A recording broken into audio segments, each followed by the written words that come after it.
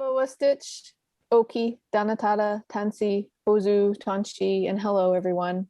Today we are going to talk about a topic we hear a lot about, so we have gathered together to provide a few basics to understand the complexity around appropriation. Before we introduce ourselves as presenters, we wanted to acknowledge where we're speaking from today. We're presenting from within the traditional lands of the Siksikaitsatapi, the Yahi Nakoda, Basque Wiyiniwak, Tsuut'ina, Sake Withiniwak, Soto, Nakota Sioux, and Métis peoples. These lands are not just backdrops, they're deeply interwoven with the lifeways, stories, songs, languages, and ceremonies that have been emerging from them for centuries, beyond the treaties and beyond the crown. These creative relationships are in turn integral to these places and have a right to flourish. And that's one of the motivations we had in creating this video.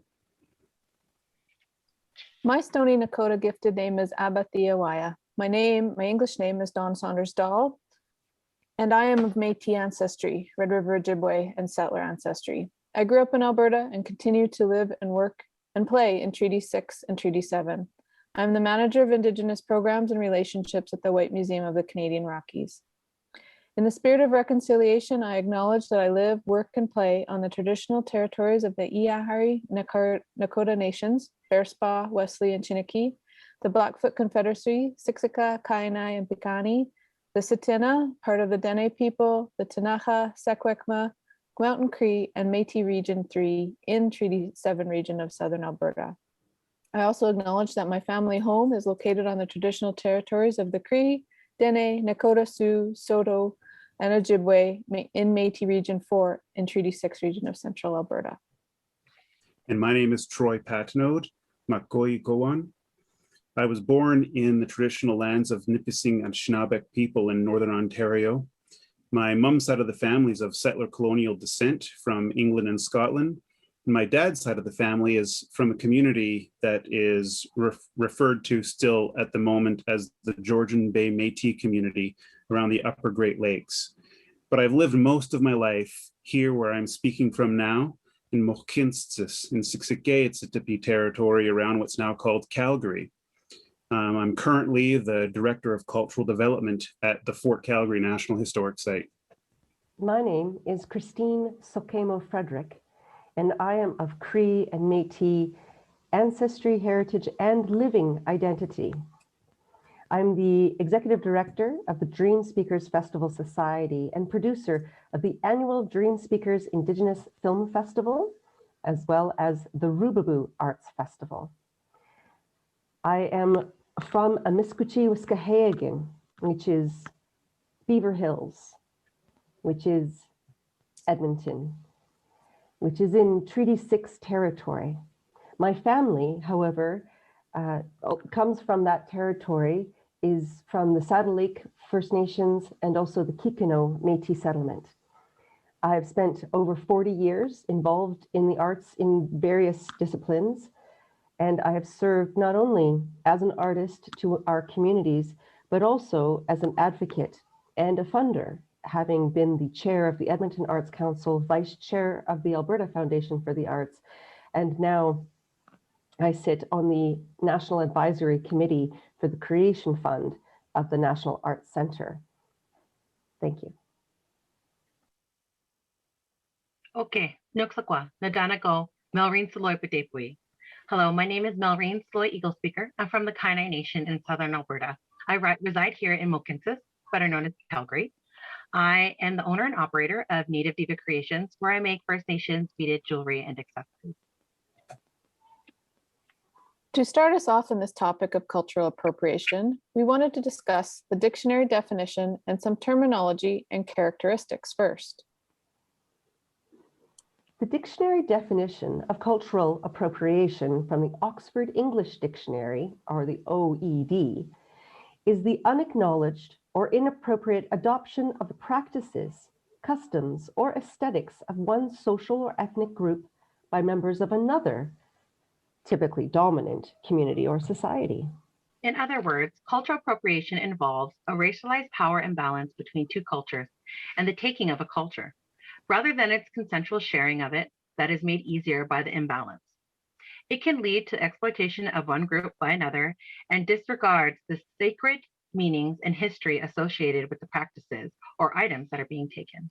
We also wanted to draw attention to what we see as a key word in this definition: inappropriate. What exactly is an inappropriate adoption of practices? We'll get into some specifics later, but for now we wanted to mention the words gain, profit, and benefit.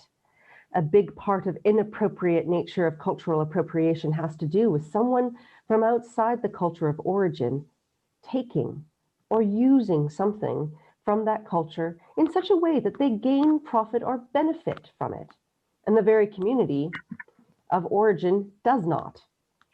Benefit and profit can be financial gain, but it is also mental or social gain, like the enhancement of a reputation or to look good for others. And it's also worth breaking this definition of cultural appropriation down a bit and highlight some of its characteristics through its connection to the meaning of appropriation more broadly.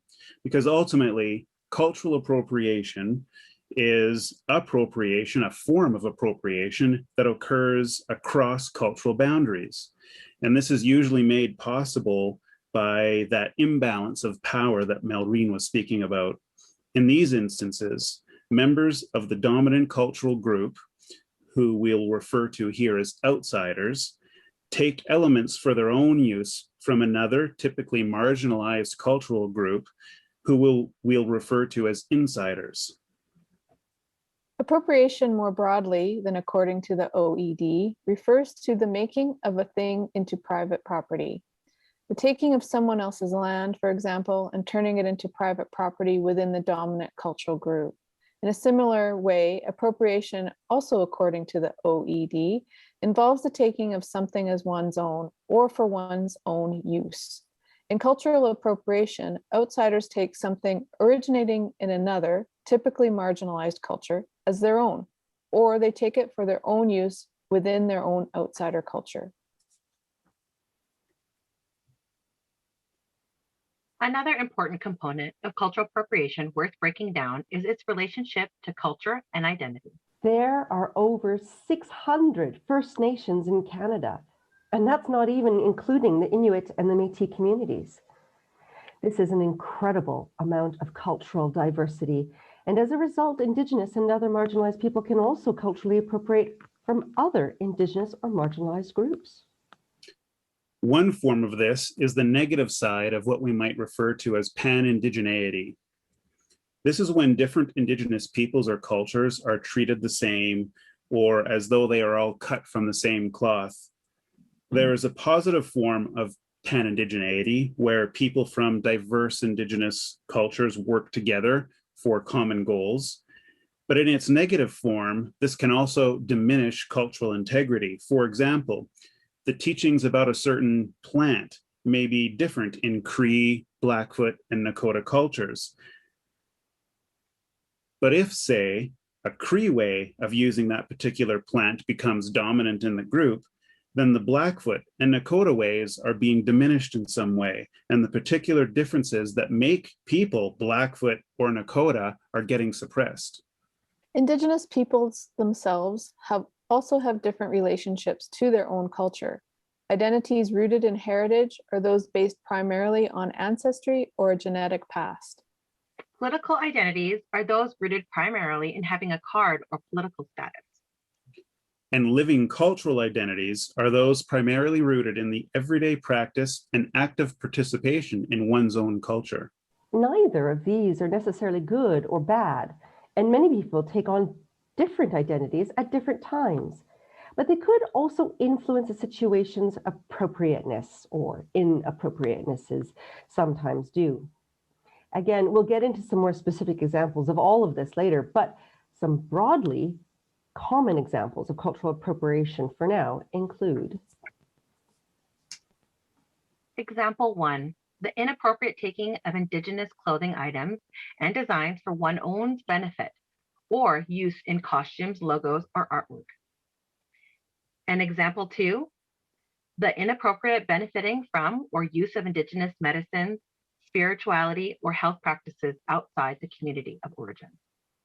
And example 3, the profit from or use of Indigenous knowledge, ceremonial objects, practices, foods, or clothing without community acknowledgement or reciprocity.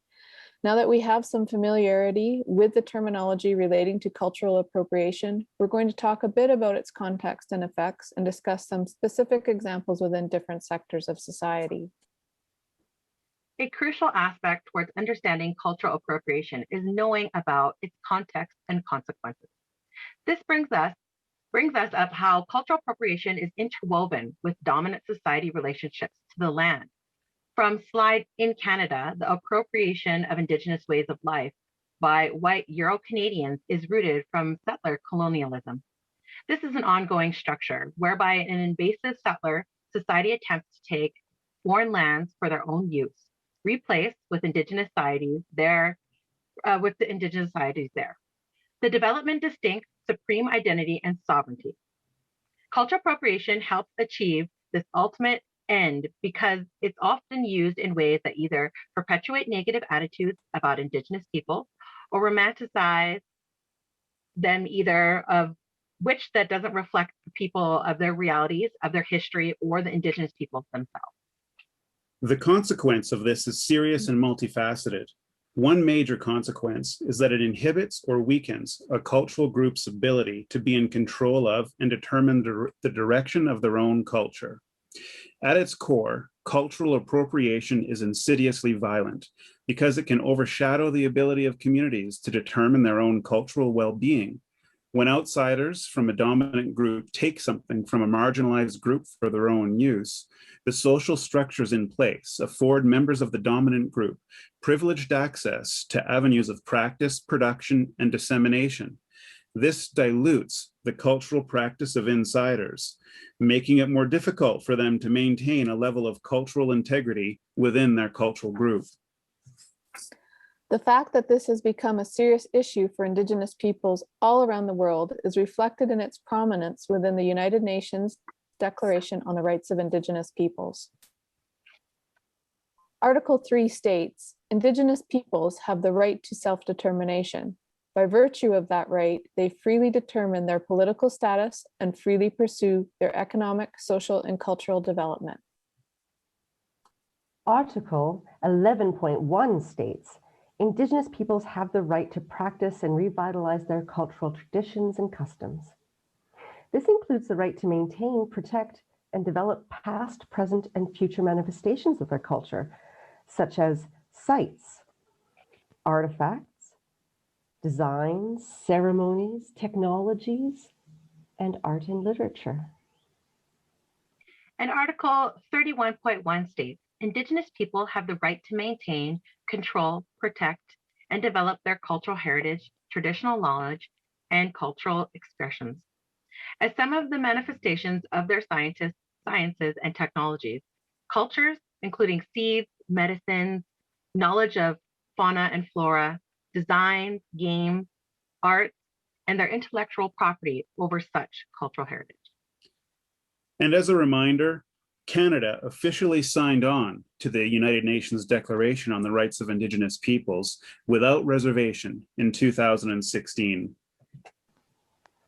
This is important to remember because conditions for cultural appropriation have been created in Canada and embedded in structures of our society by hugely influential documents. The report by the Royal Commission on National Development in the Arts, Letters and Sciences, also known as the Massey Commission report, is one of these documents.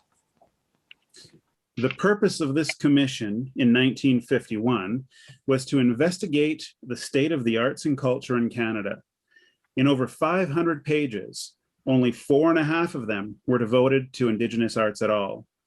While the commission does briefly mention examples of cultural appropriation in this section, these are only mentioned flippantly, without much seriousness, and there is never any awareness demonstrated for how much non-Indigenous Canadians and policies are actually part of the very problems they identify.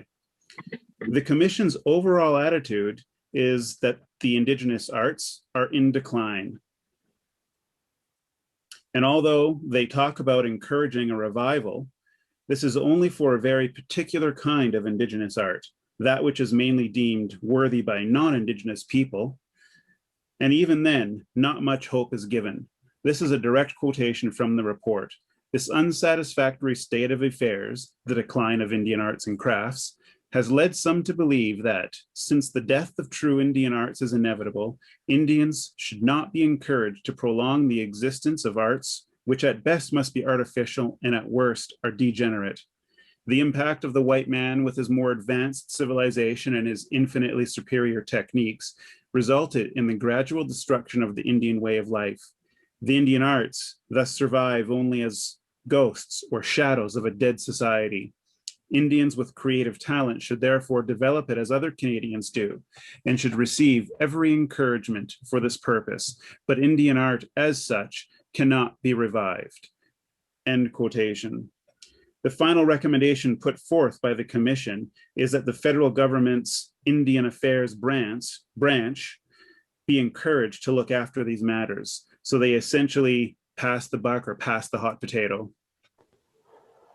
This document had massive influence on Canadian society because its recommendations resulted in the founding of the National Library, now the Library and Archives of Canada, the creation of the Canada Council for the Arts, a new building for the National Gallery, federal aid for universities, the conservation of Canada's historic places, and the expansion of the National Film Board, among others. These are all good things.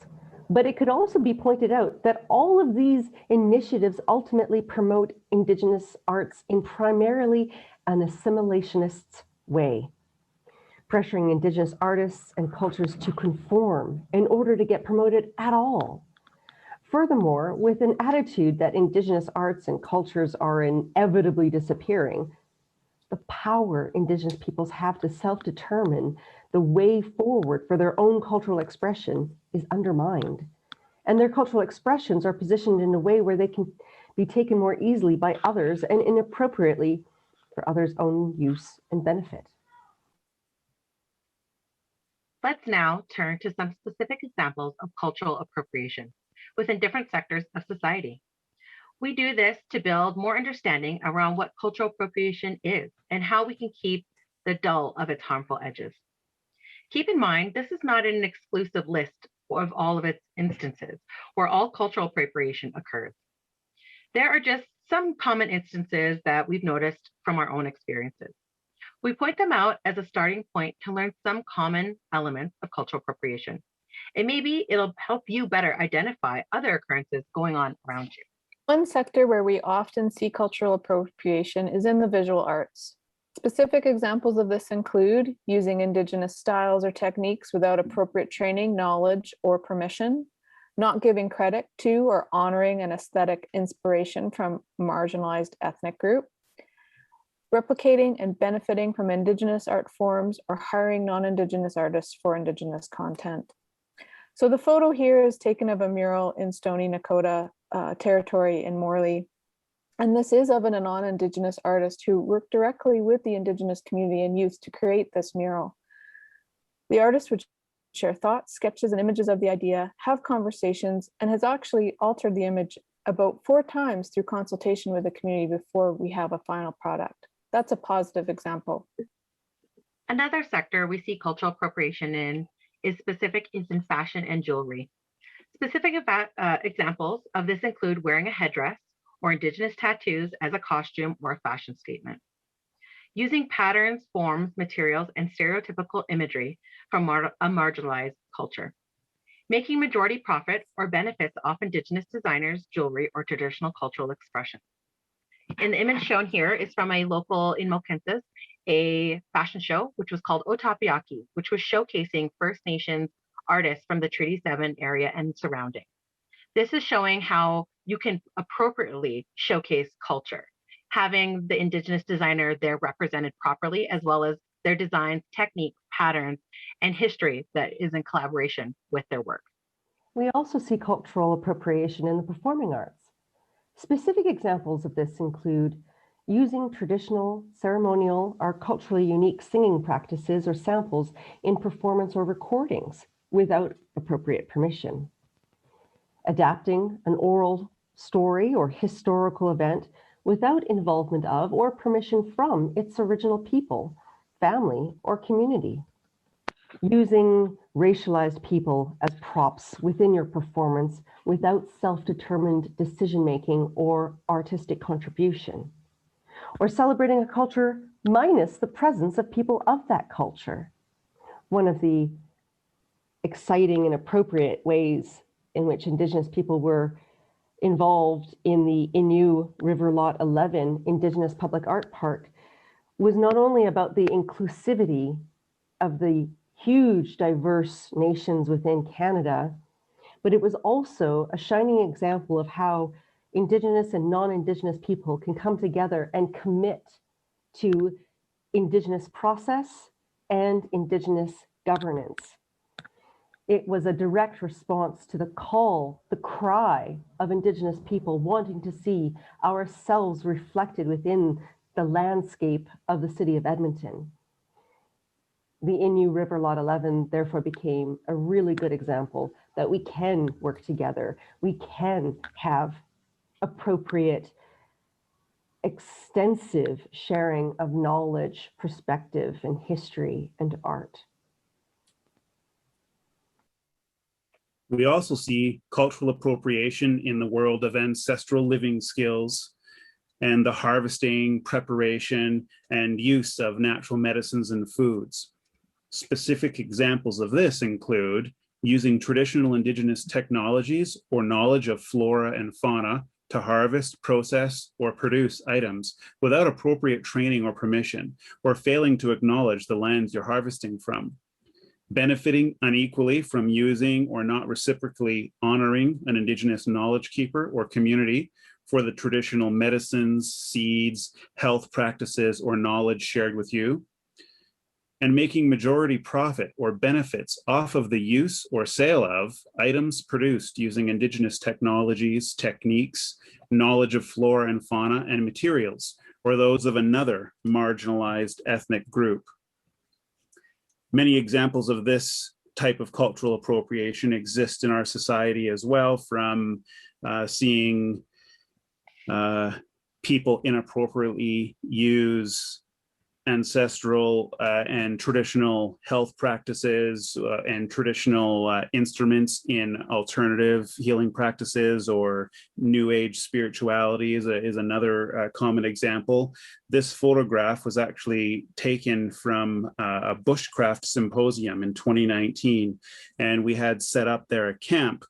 It was an Indigenous culture camp, and Indigenous people were invited from Alberta, and there were people representing cultures from out on the coast as well, all at this sharing knowledge that they had permission and the proper rights and rights and protocols had been gone through in order to share this knowledge with non-Indigenous people. And now it would be up to those people, say, for example, this man who was learning about processing birch bark, if they were to then continue using that, to remember who their teachers were and to not go out and now suddenly start, selling courses on how to produce and harvest birch bark to make, certain items and so on and so forth, without the community of the person who shared these techniques with them, benefiting in some way as well too. So there's some positive and negative examples of cultural appropriation here. Another sector where cultural appropriation can often occur is tourism. Specific examples of this include making majority profit or benefit off Indigenous sacred sites or traditional cultural practices without reciprocity, training, or permission. Using Indigenous imagery and content to market products and places without Indigenous collaboration or equal benefit. Purchasing or selling souvenirs of Indigenous content, but which are not made by Indigenous people from that culture, or where most of the benefit does not go back to the marginalized community of origin. A prime example of this misappropriation is in the town of Banff, which is in Alberta, which is a large tourism spot. There are many different craft shops and gift shops that are there. Most of the tourists come from all over the world to learn about the Indigenous people locally and across Canada. And a lot of these stores sell items that are Indigenous based, influence, they look like, they have techniques. There are things of drums and dream catchers and such. Most are made in China. So none being handmade, none locally here, no one doing any collaboration with any of the Indigenous artists are a major a part of cultural appropriation that we have locally here. A great example of an appropriate store, locally here in Mohkinstsis, there's a store called Moonstone Creations where they showcase over 70 local Indigenous artists where everything is handmade by that artist or local to the area. So everything is 100% authentic and is not harming the artist or the historical practices that were given for them to make their pieces. The final sector we'll mention here, where cultural appropriation often occurs, is in the world of communications, logos, social media memes, and the naming of streets, schools, and places. Specific examples of this include sports teams or non-Indigenous businesses using Indigenous designs or imagery to sell their product without reciprocity or permission, non-Indigenous governments, planners, or businesses using Indigenous names or cultural practices for streets, parks, or venues without reciprocity or permission, non-Indigenous meme creators using stereotypical Indigenous imagery or that of another marginalized community without appropriate knowledge or permissions. It is important to get the full story from all points of view and consult with the communities involved. Another example is the Land of Lakes Butter logo, which was recently removed. The original drawing was created by an Ojibwe artist who felt it was important to have Indigenous representation. As time went on, the image was seen as stereotypical and removed. There are lots of points of view, but most important, the views are of the cultural group that is being depicted. And I have two examples that fall within appropriation and communications. And one is within the corporate culture, often people will say they'll use the word powwow in reference to or to mean having a meeting without recognizing the history of where powwow came from. And it's important to note that when the treaties were signed, Canada also developed the Indian Act. And primarily the Indian Act was a way to demonstrate how the policies of the treaty would be enacted. One of those things that happened, though, for Indigenous people was the illegalization of our culture and our cultural practices. We couldn't perform our ceremonies, sing our songs, or dance our dances in order to communicate our humanity to the Creator. With that illegalization, the only element that was allowed was exhibition dancing. That was specifically so that Canada could still celebrate our Indigenous cultures when they wanted to. For example, when the Queen was visiting. So exhibition dances were allowed, but our ability to connect to the Creator was not allowed. That is the birth, as my understanding, of powwow. And so using it in a corporate cultural setting to reference having a meeting completely perpetuates an ignorance to how the arts were oppressed within our country. Another example locally for Edmonton is our very beloved football team, formerly called the Edmonton Eskimos. Now, Eskimos is a misnomer as well. We don't refer to the Inuit as Eskimos. And so that perpetuates the misnomer, it perpetuates stereotypes. And then on top of it, when they worked really hard to change the name recently to the Edmonton Elks, I know a lot of Indigenous people were actually kind of laughing about it because it's also grammatically incorrect. Elk is both plural and singular. So calling our football team the Edmonton Elks just doesn't fit right for a lot of us. Another prime example of appropriation in communications is over TikTok, with it being this large mainstream space where Indigenous and non-Indigenous can collaborate is amazing. But when you get a specific artist who is trying to sell something that has a background of Navajo and Sioux and their traditional colors, combinations, and patterns in certain ways, and are trying to make a profit off of it, but not allowing the public to know that they are non-Indigenous. They have no training in what they're doing and making, and they did not get the permissions from the peoples to use any of those techniques or patterns. And there was no collaboration with those Indigenous peoples. So for her to take it and make a profit and not have any kind of respect for the peoples that are there because she knows it's a popular thing, and to make money and profit is completely inappropriate. The one thing that did come out of it, many TikTokers, there's amazing Indigenous TikTokers out there that had lots to say about this topic and this specific artist. They did ask her, where are you from? What kind of background do you have? Just to kind of open a dialogue of being, if you're Sioux, that's amazing, let's promote you. If you are Navajo, let's promote your indigeneity. And instead of connecting with the Indigenous TikTokers, this artist decided to pull herself away from, block all artists, and shut down her website.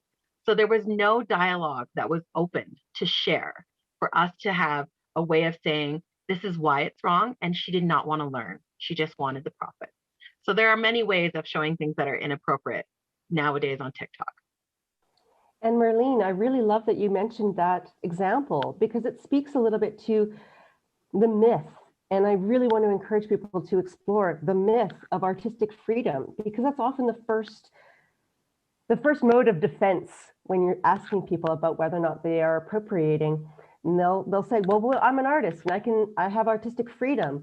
But often people forget that that freedom is intimately and intricately connected to responsibility and the concept of what is responsibility, not only as a duty, but the ability to respond. And even though that woman was asked, for her responsibility to her creations, her artistic practice, her shutting everything down demonstrates she was not aware of her responsibility to her own artistic freedom. Thank you, everyone. So now, what do we do with this information? How can we move into cross-cultural behaviors that are more empowering and less harmful? One method that people talk about is to separate appropriation from appreciation and know the difference. Some specific consequences of appropriation include reduces cultural groups to stereotypes, skewing understandings, sexualizes, trivializes, and mocks marginalized peoples, allows outsiders to adopt cultural aspects they find appealing without experiencing the struggles faced by that cultural group, devalues and removes accepted protocols and contexts that make cultural elements meaningful. Instead of appropriation, then let's act towards appreciation. This means listen about, understand, and respect the context and cultural, historical, and spiritual significance of cultural elements. Support and purchase from people and businesses of that culture. Don't just purchase from aesthetic levels. Build relationships for a long-term result. Seek appropriate permissions, give credit, space, and fair compensation to sharers and creators of cultural elements. In closing this presentation, then, we thought it would be helpful to offer a few key recommendations, some key behaviors that can be practiced in order to work against cultural appropriation in our society. Again, this is not an exhaustive list, but we think there are some good starting points here, and we'll approach these recommendations from 5 angles. The first, respect. Honor cultural elements by gaining the appropriate training and permissions, and long-term. So you can read about many cultural things online or in books or articles, but you don't always know who's putting that information out there and why. So it's always best to show respect by building actual relationships with the community and then kindling those long-term, listening and learning over and over and over again, not just for the project that you're interested in at any given moment in time. The second is relevance. Use cultural elements in relevant ways that follow and uplift original protocols and contexts. For example, many performing artists want to reference our ceremonies and elements within our culture For us, many of us, it's using the drum. However, using a drum in an entertainment value in a show actually goes against its own protocols and the disciplines that are required to earn a drum and carry a drum. So often performing artists, especially those with traditional teachings, will use a show drum so that all of the protocols and protections and prayers that are around a ceremonial drum won't be interrupted. And that's one way you can use elements in a relevant way. The third is responsibility. Purchase from sellers and producers who are cultural insiders and are humble and self-aware. For example, when you buy books or art, ensure that they are made from Indigenous artists. Do your research and respectfully ask. The fourth is relationality. Center the cultural group, not yourself, and seek out cross-cultural collaboration. A great example of this is Orange T-shirt Day. Making sure that if you want to support a cause, make sure that you are doing it in the most authentic way. Make sure you're buying from an Indigenous artist that created the design for whatever you're getting, and making sure that it's going back to the most respective group. So that way you are able to not have just profitability off of a non-Indigenous person, but the Indigenous artist also gets the profit. And the fifth is reciprocity. Always acknowledge, give space to, and fairly compensate cultural knowledge sharers. It's easy to get into a little bit of a habit that if we invite someone into our space or organization to share something, that they might want to do it for free, or that they might want to, or you assume that they might want to do it for free or could do it for free without acknowledging the whole, millennia's worth of histories and family and community traditions that have gone into that person having that knowledge right then and there. And so these things that can often be devalued.